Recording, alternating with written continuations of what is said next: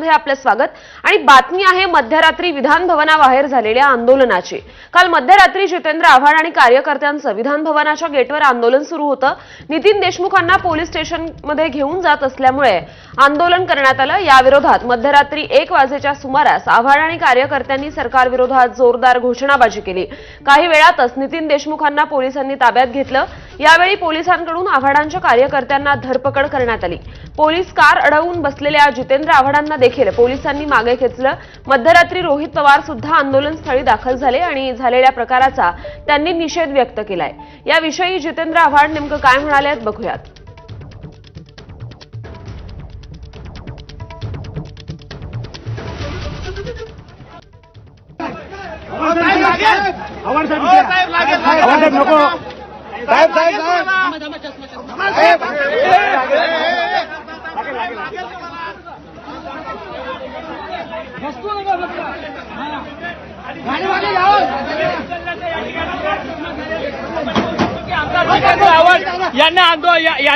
यांना रोखण्याचा प्रयत्न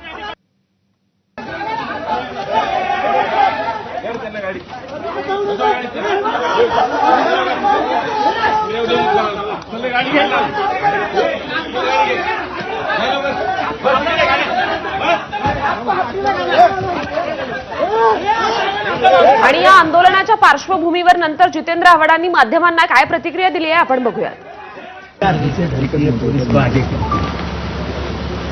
बिचारे पोलीस तरी काय करणार, हे हुकुमाचे बिचारे ताबेदार आहेत।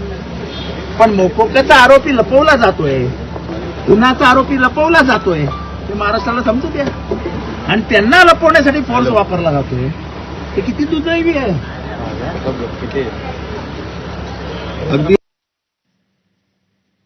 दरम्यान यासंबंधी रोहित पवारांनी देखील प्रतिक्रिया दिली आहे, बघूयात।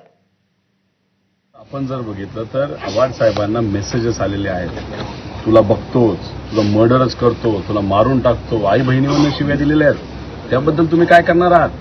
तर तुमचं पोलीस प्रशासन एवढंच सज्ज असेल तर त्या लोकांना तुम्ही पकडा ना, त्याच्यावर तुम्ही तिथे कारवाई करत नाही।